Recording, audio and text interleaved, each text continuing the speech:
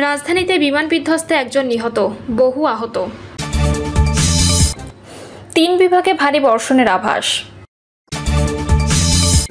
জানাবো জামায়াতের জাতীয় সমাবেশ অনেক কথা বলছে। এবং সর্বশেষ জানাবো গোপালগঞ্জে নিহত 3 জনের মর্ধেও উত্তোলনের নির্দেশ আদালতের।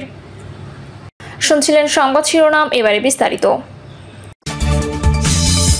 রাজধানীতে বিমান বিধ্বস্তে একজন নিহত, বহু আহত।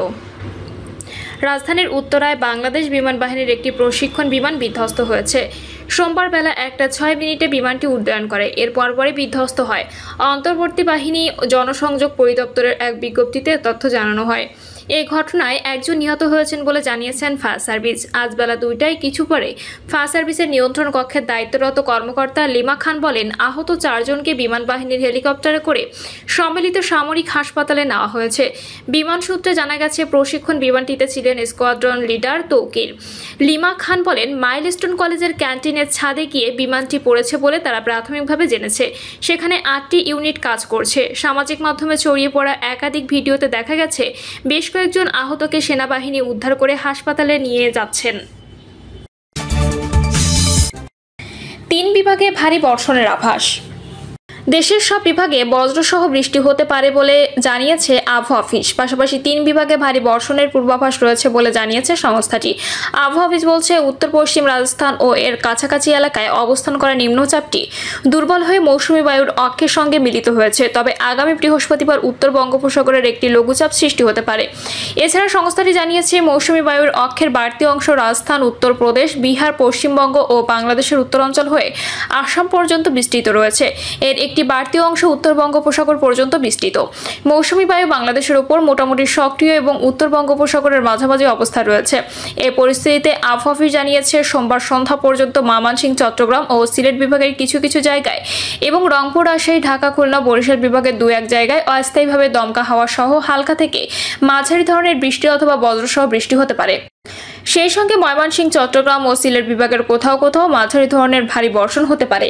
সারা দেশে বজ্রসহ বৃষ্টি ও ভারী বর্ষণে প্রবণতা আগামী কয়েকদিন অব্যাহত থাকতে পারে বলে ধারণা পাওয়া আবহাওয়া অফিসের। জামায়াতের জাতীয় সমাবেশ অনেক কথা বলছে। সোহরাওয়ার্দী উদ্যানে জামায়াত ইসলামের জাতীয় সমাবেশটি সুবিশাল হবে অনুমেয় ছিল। কর্মী সমর্থকদের অল্প সময়ে জড়ো করে সাংগঠনিক শক্তি প্রদর্শনের ক্ষমতা তার বরাবরের।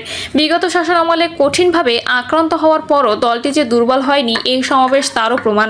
জুলাই গণঅভ্যুত্থান ও জামায়াত শিবিরের মধ্যে নব উদ্দীপনা এনেছে। এতে দলটির গুরুত্বপূর্ণ ভূমিকা ছিল। ক্ষমতাচ্যুতদের মানতে হবে, নজিরবিহীন দমন পীড়নেও জামায়াত কিংবা বিএনপি দুর্বল করা যায়নি। পতনের আগ মুহূর্তে শেখ হাসিনা সরকার জামায়াতকে নিষিদ্ধ করেছিল। ক্ষমতাচ্যুত আওয়ামী লীগের কার্যক্রমেও নিষিদ্ধ করা হয়েছে। তার আগে নিষিদ্ধ হয় ছাত্রলীগ। আওয়ামী লীগ ও সহযোগী সংগঠনগুলোর বিরুদ্ধে গুরুতর অভিযোগ। এর বিচারিক নিষ্পত্তি একান্ত প্রয়োজন। কেউ কেউ বলছেন বিচার সম্পন্নের আগে নির্বাচন নয়, অন্য কেউ বলছেন নির্বাচনের পরও বিচার থাকবে অব্যাহত। এ অবস্থায় আওয়ামী লীগের অভিযোগমুক্ত অংশটি নিয়ে কি করা, সে প্রশ্ন উঠছে। রাজনীতিতে অংশগ্রহণের অধিকার কি তাদের থাকবে না? এর মানে কেবল ভোটাধিকার প্রয়োগের সুযোগ নয়, নিজেও পছন্দে সংগঠিত হওয়ার অধিকারও। দলটির অভিযুক্ত ব্যক্তিদের আইনস্থিতিতে বিচার সম্পন্নের আগে অভিযোগমুক্তরা কি অন্য নামেও সংগঠিত হতে পারবে না? জামায়াতের নব উত্থান দেখেও প্রশ্নটা জাগা স্বাভাবিক। মুক্তিযুদ্ধে রাখা ভূমিকা ঘিরে এক শীর্ষ নেতাদের বিচারে একের পর এক মৃত্যুদণ্ডেরও দলটি কিন্তু নিঃশেষ হয়নি। গণঅভ্যুত্থানে ক্ষমতাচ্যুত আওয়ামী লীগকে আরও ফিরতে না দেওয়া যে আওয়াজ তোলা হচ্ছে, সেটাও কি সম্ভব হবে চলমান ব্যবস্থা গ্রহণের ধারায়? যারা সুনির্দিষ্টভাবে অভিযুক্ত তাদের ছাড় দেওয়ার প্রশ্ন ওঠে না। সবকিছুর পরও আওয়ামী লীগের সমর্থক গোষ্ঠীর অস্তিত্ব তো অনস্বীকার্য। কোনো না কোনোভাবে তাদের অন্তর্ভুক্ত করে দেশ পুনর্গঠনে এগিয়ে যেতে হবে। হালে গোপালগঞ্জে যা ঘটেছে সেটিও অবশ্য ভিন্ন বিষয়। তবে সারা দেশেও দলটির যে উল্লেখযোগ্য সমর্থন রয়েছে তা বিভিন্ন জরিপে উঠে আসছে। জাতিসংঘ সহ পশ্চিমা মহল থেকে বলা হচ্ছে, এদের রাজনৈতিক প্রক্রিয়ার বাইরে না রাখার কথা।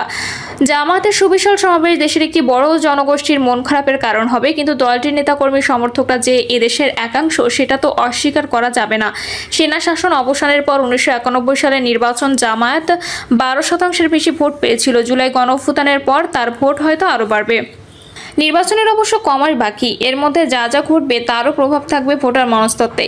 বিগত শাসনামলে 3টি ভুয়া নির্বাচন এবং এর মধ্যে নতুন অনেক ভোটার যুক্ত হওয়া আগামীতে কোনো দল কেমন করবে বলা কঠিন। রাজধানীতে সুবিশাল সমাবেশ করার সক্ষমতা মানে ভোট বৃদ্ধি নয়, তবে ভোট বাড়বে ধরে নিয়েই জামায়াত সংখ্যানুপাতিক পদ্ধতিতে নির্বাচন চাইছে। জামায়াত সহ ইসলামপন্থী দলগুলো একত্রে নির্বাচন লড়বে এমনটাও শোনা যাচ্ছে। সেটা সম্ভব হলে ক্ষমতা প্রত্যাশী বিএনপির জন্য নির্বাচন চ্যালেঞ্জপূর্ণ হয়ে উঠতে পারে। এতে অবশ্য প্রতিদ্বন্দ্বিতাপূর্ণ নির্বাচন লাভের আশা জামায়াতের জাতীয় সমাবেশে অনেক রাজনৈতিক দল আমন্ত্রিত হলেও বিএনপি আমন্ত্রণ পায়নি। সেটা নাকি পিআর ঘিরে জামায়াতের সঙ্গে তার গভীর মতপার্থক্যের কারণে।